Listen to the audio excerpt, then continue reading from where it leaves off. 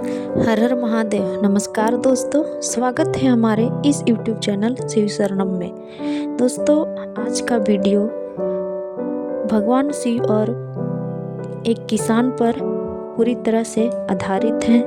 तो चलिए आगे बताते हैं, वीडियो में बने रहिए। कई बार हम परिस्थितियों के कारण या फिर भावनाओं में बहकर कुछ ऐसे फैसले कर देते हैं जिससे हमारा कर्म प्रभावित होता है। हमारा जीवन में सुख दुख आते जाते रहते हैं। जब हमारी परिस्थितियाँ खराब होती है तो हम सोचते हैं भगवान हमें इतना कष्ट क्यों दे रहे हैं। दोस्तों, हमें हर परिस्थितियों में हमें अच्छे कर्म करते हुए आगे बढ़ना चाहिए। भगवान श्री कृष्ण ने कहा है कि कर्म करो लेकिन फल की चिंता मत करो, क्योंकि कर्म करना ही व्यक्ति के अधिकार में है, उसका फल नहीं। हम सभी व्यक्तियों को अपना काम बड़ी निष्ठा और निस्वार्थ भाव से करनी चाहिए। आपको कर्म क्यों करना चाहिए, आगे बताते हैं इस कहानी में। भगवान शिव और एक किसान की कहानी है।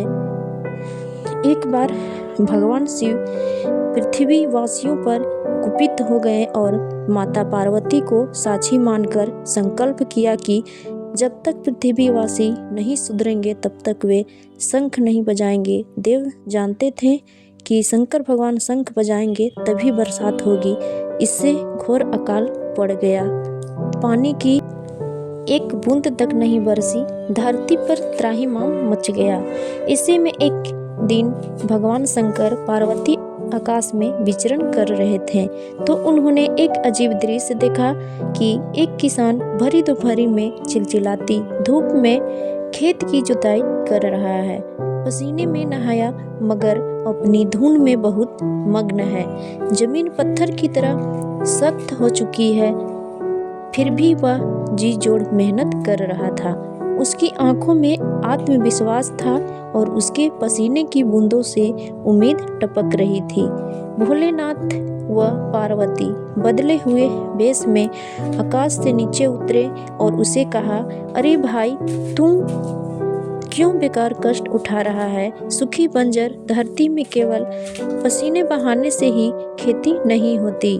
किसान ने हल चलाते चलाते ही जवाब दिया, हाँ बिल्कुल ठीक कह रहे हैं श्रीमान, मगर हल चलाने का गुण भूल न जाऊं, इसलिए मैं हर साल पूरी लगन के साथ जुताई करता हूँ।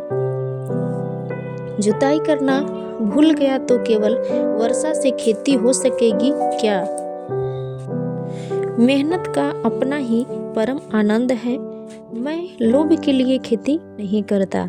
किसान की बात सुनकर महादेव को भी लगा कि मैं भी तो परम आनंद की अनुभूति के लिए ही शंख बजाता हूँ।